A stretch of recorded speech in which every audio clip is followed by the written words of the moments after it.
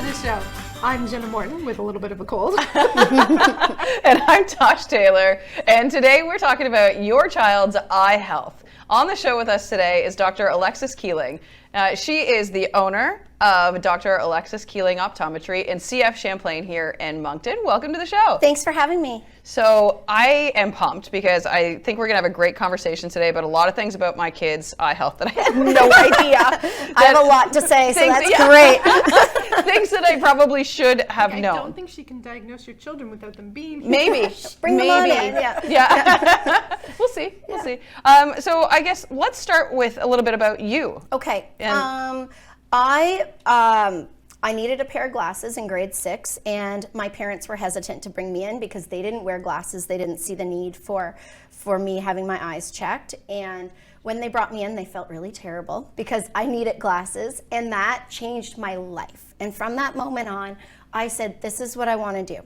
But there's only one English optometry school in Canada, so I wasn't accepted when I first applied. So I thought, all right, second choice, I'll be a teacher. I love kids, and I taught for about 7 or 8 years before I went back to do optometry, and I'm so glad they finally took me.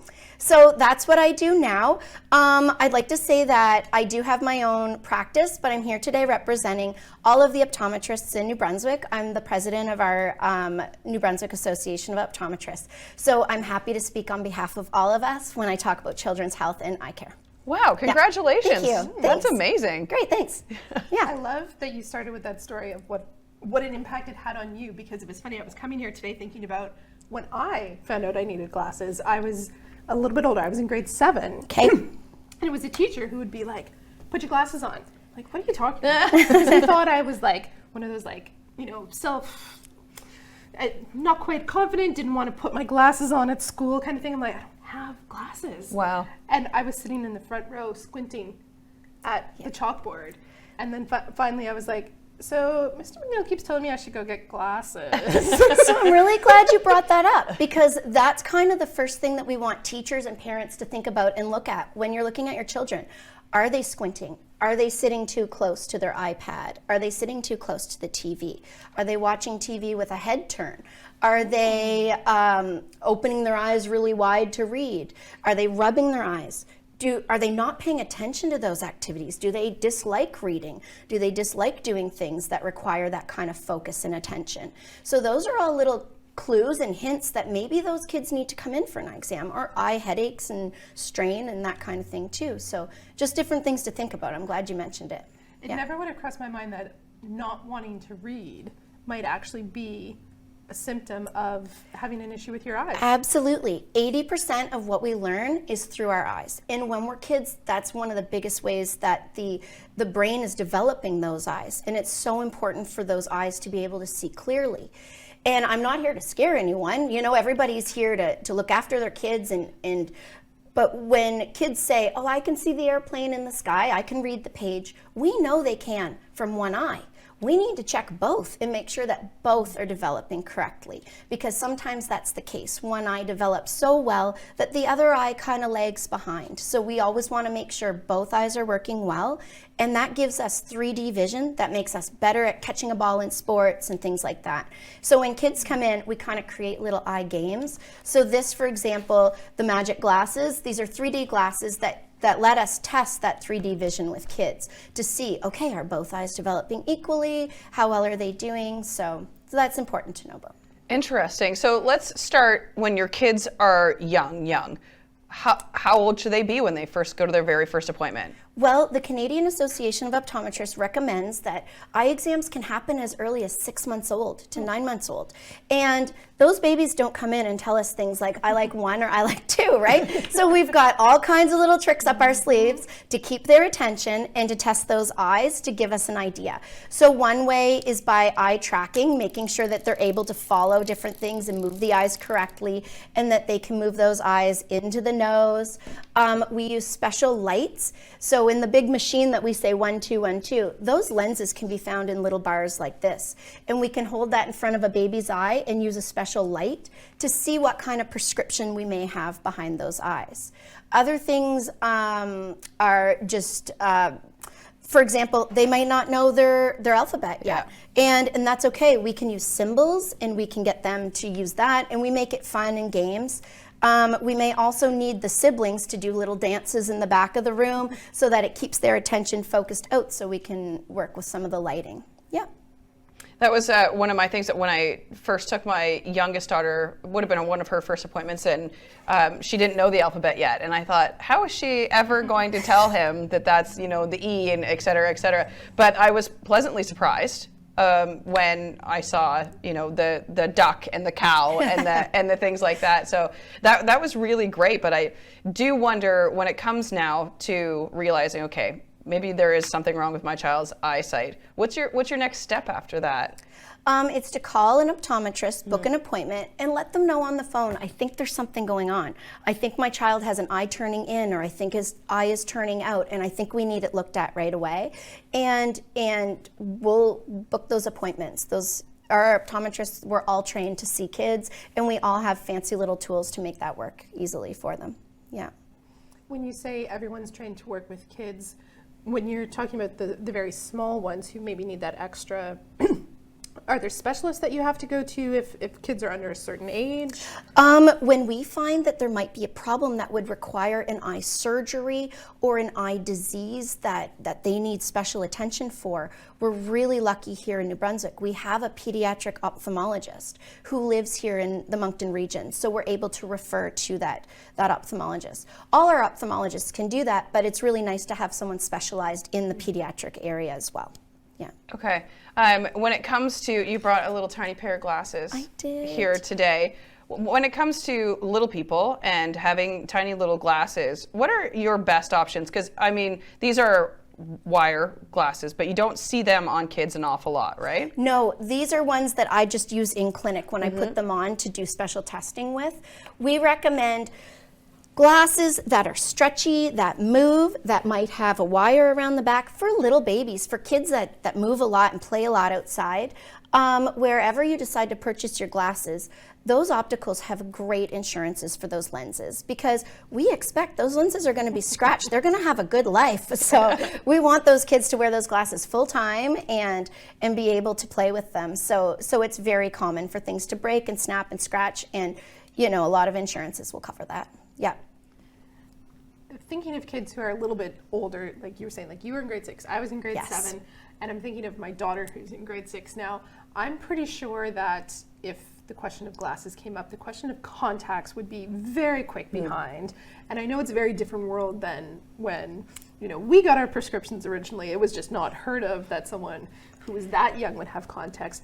Where does that kind of come into the spectrum of things now? Because I do think there is still an age love that aspect, question. right? Okay, so it is the parent's decision. If you have a child who keeps a nice clean bedroom, always washing their hands, they're 12 years old. That's how old I was in grade 6 when I got my first prescription. It was going to be 2 weeks for me to get those glasses. So they said, well, we can give her contacts today if she can demonstrate how to put them in, take them out, clean them properly. And I left that day with the vision. So I was a mature 12-year-old, and my parents said that's a great idea. But it's really up to the parents. If you have a teenager who doesn't brush their teeth at night, doesn't make their bed, we don't want eye infections. We don't want anything like that. We have to be very careful because they're a medical device in the eye. So that's really something that needs to be discussed in a family, and yeah, some care taken to thinking Already about that. in my head, I'm like, oh, I know which of my children could do it, Yeah, which couldn't. Yeah. 100%. Exactly. So again, as Jenna mentioned, things have changed since we were kids, and that includes staring at screens far more often than we did. Let's talk about how to keep your kids' eyes healthy. Yes. Okay, so you don't want your child holding that phone or device too close. You make sure they have a nice, healthy working distance. The other thing is, a lot of times right now, school and learning is on the device. So we've been doing homeschooling for a while during the pandemic, and now that people are back in school, I think it's going to be a lot nicer on the eyes. But that's where all their friends are. That's where all the social aspect happens after school as well. So we really recommend, based on age, how many hours, how much time is spent on that. Really, between an hour to 2 hours of recreational time is all it should be. Under the age of 5, it should only be used for FaceTiming grandparents kind of thing. Okay. But really no more than an hour or 2, because you want their eyes to be able to focus out in the distance. When the eye's developing, right, the brain is teaching the eye what to see, and if they're looking up close for so long and so many hours, the eye has a tendency to want to grow back to meet that image. And we call that myopia or nearsightedness. So there's going to be a lot more people with those minus prescriptions or myopic prescriptions. They say about half the world's population by the time of 2050 is going to be myopic. So in order to kind of slow down that progression, spend so much time outside. Get dressed, go outside. It's shown that by playing outdoors and keeping the eyes looking around in the distance, that it does help with, not producing that large prescription as much. I'm wondering about not just like distance, but what's going on around you. I'm thinking I have one child in particular who very much loves dark rooms and would like the room to be pitch black and the screen. And the screen's not super close. The screen is like, a fair distance away. But I wonder, because I hear that like grandmother voice in my head, like, your eyes are gonna go square. Like, is there anything, like, should there be a certain kind of lighting in the room if you're going to be doing a screen? Is that a thing? I think it depends on their age. Like I'm just thinking of somebody in their 40s, when it's really dim, you need more light kind of thing. The older you get, the smaller your pupils get. So I'm not sure he's necessarily doing any damage there. There'd be a lot of glare, and if he has fair colored eyes, he might be experiencing more of that glare and discomfort with his vision. But it's nice to keep lights on around just for awareness and not spending too much time on that device. Right, but I won't tell them the doctor said we have to turn the light. I was like, What you just said there interests me. Fair colored eyes over dark eyes. What's the difference? So dark colored eyes, people with brown eyes are at an advantage because they have more pigment in the back of their eyes. So on a bright, shiny, sunny day, the light will go through their pupil and get absorbed by the pigment in the eye. People with blue eyes don't have that much pigment. So when the light goes through their pupil, it kind of reflects and ricochets inside the eye, causing glare, and they have a lot of more discomfort in the sun. So they're more sensitive to the light. Yeah. That's interesting. I had no idea. Us with our hazel eyes, I would just like, we're a happy medium, eh? Like, You're like, don't notice. My husband, who has blue eyes, is always going for his sunglasses. Yes. Prescription sunglasses. Yeah. And I'm like, that's not that bad. Makes more sense. now you have a bit more empathy. Now you'll be nice, Julia. Okay. Find those sunglasses for him. I do try. Too funny. Yeah. What are some other like old wives' tales that we heard as kids? Like my daughter has started making funny faces, and I use that. Your face will stay like that if you cross your eyes. That's not like that. No, you that's cannot not. cross your eyes into constant eye crossing, correct? Okay. No, and we actually test everyone. We make sure that the eyes can turn in, the pupils can shrink when they do that. And a lot of people will say, my mom told me not to do that. We're like, well, we're only doing this once every 2 years, so you're going to be okay.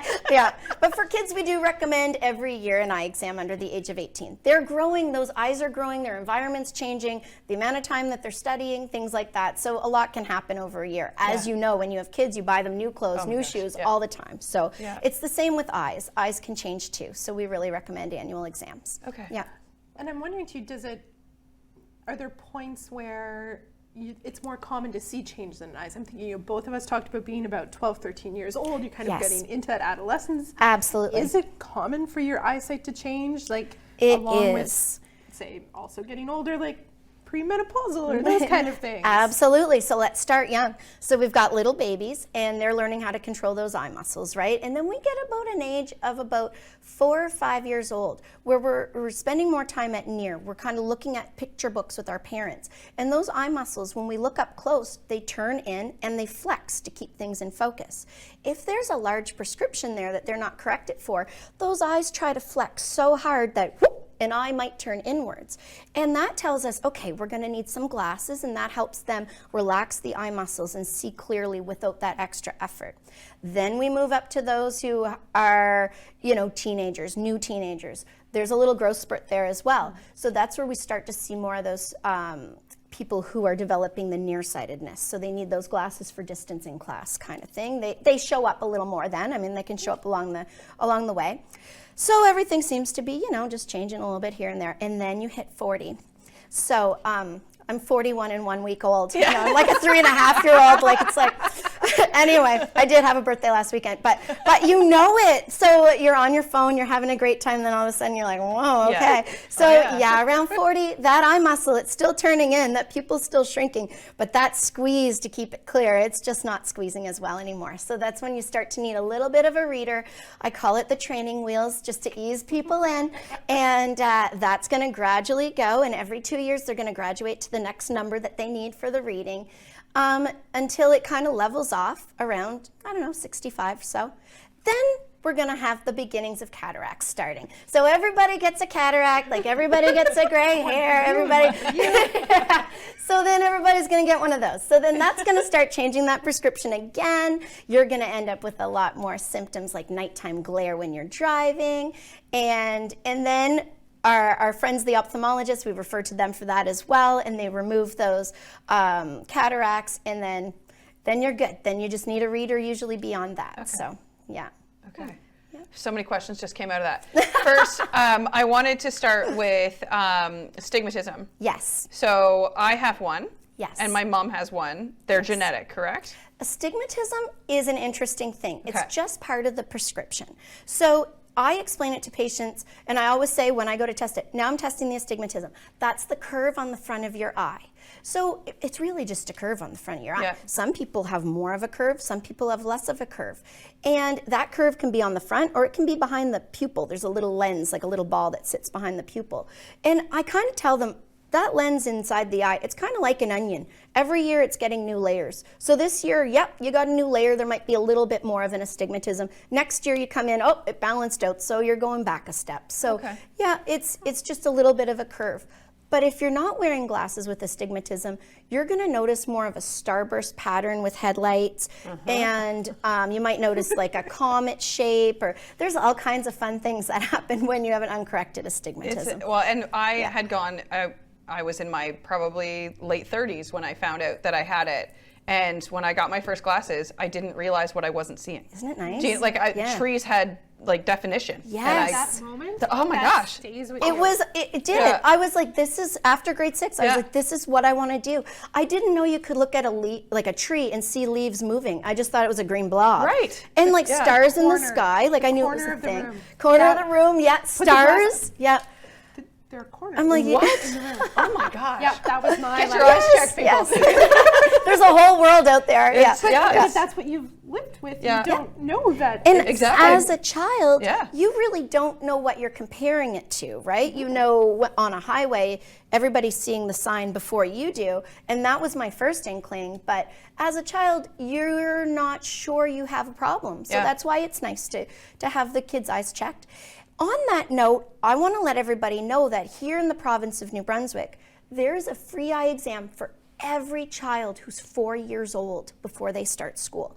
It doesn't matter how much money you have or how little money you have. That is a free eye exam that also includes glasses. So you go to Service New Brunswick and you can get a form to fill in. And when you go to that eye exam, you'll have all the paperwork done and you can bring the card with you. If you're a parent who already has insurance through work, let's say it covers 80%. You bring your insurance card, covers 80%. Let's say you owe a little bit extra.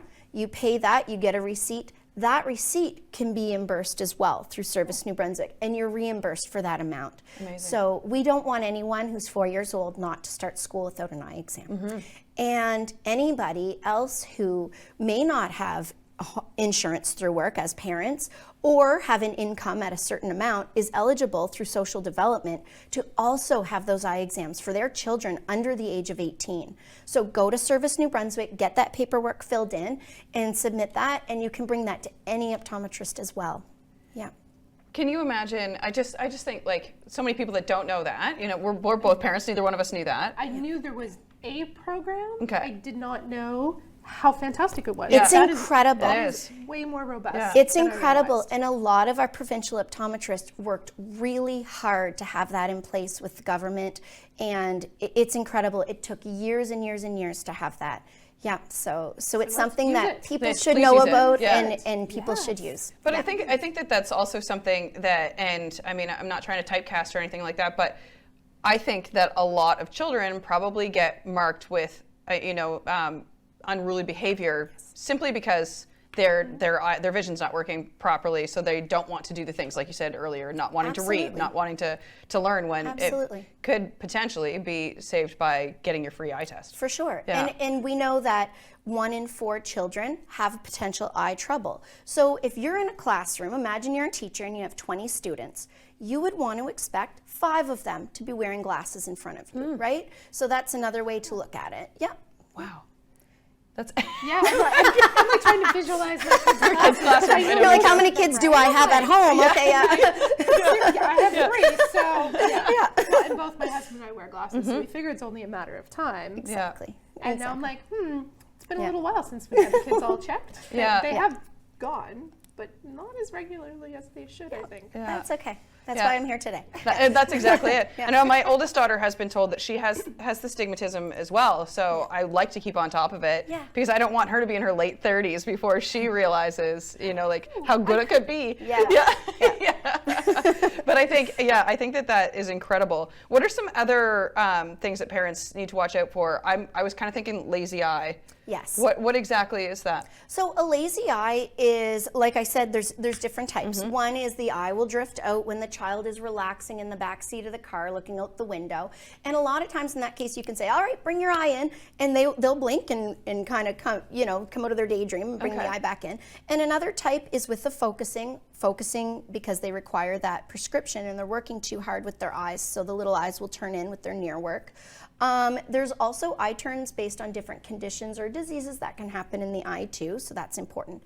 A lot of eye turns can be inherited. So, my husband's dad had an eye turn, so that's why he has it. No, we can fix it. We can, they are in families. They are in families, but don't worry, bring them on in, we can work on it. Yeah. So, yeah. We're more advanced than we were in the Exactly. 70s, 80s. Yeah, knowledge. but you can expect it in families. So that's really the story, and some of that can be corrected, with surgery by an ophthalmologist or by eyeglass prescription too. Okay. Yeah. Okay. Is there anything that you wanted to talk about today that we haven't brought up? I know that you had Let's tucked see. a few notes there. Yeah. Just because I don't want to miss anything important. We've only got 3 minutes left. So. The most important thing I wanted to touch on was the 4-year-old eye exams. Okay. Making sure everyone in the province knows those are free exams for their children, as well as under the age of 18, based on income, get in touch with Service New Brunswick, and they'll set you up with social development. Excellent. For coverage. We want to tell people how to find you, but first I want to put you on the spot. Yes. How many times have you cried at work the first time seeing a kid see for the first time? You know what? It happened to me as a Yeah. personal story in Yeah. grade 6 when it was my life-changing experience. I kind of thought that would be happening with every single patient all day long. It happens so rarely where you put the glasses on someone, they're like, this is amazing, and I'm like, I know, but no, it's not magical. Most people are like, and I'm like, well, it's a little tinge better, and they're like, yeah, okay, it's a little better. And I'm like, yeah, it's only every 2 years. I'm like, here's a tiny, I say the word twinge a lot. It's a little twinge better. Yeah. Little tweak in the glasses. Good thing. It's a good Yeah. thing. To that point. It's Yeah. a Where good you get thing. to see Yeah. them. Yeah. But no, I thought it would be magical all day Yes. long, Yeah. giving vision to everyone. Exactly. Unicorns and rainbows going off. Exactly. Yeah. No, it does happen sometimes. Yeah. I do a specialty contact lens called a scleral lens, and we can give vision to people who have certain eye conditions on their cornea. So it's very emotional, giving someone vision back in a way that they can now drive a car. They now feel safe to travel airports they've never been to. It opens up their world and their freedom, and that is life-changing. Excellent. Yeah. See? That's emotional. I knew I'd get her. I'm thinking of everybody. Yeah. So just before we go, tell people how they can find the association and you. Excellent. So myself, I'm at CF Champlain, but you're welcome to meet any one of our optometrists in the province. We're all trained well in even working with pediatrics. So through the mbao.ca, that's our New Brunswick Association of Optometrists, and you can find links to our sites in there. Yeah. Beautiful. Thank you so much Thanks for coming. for having me. Thank you. Yeah. That's great. Thank you.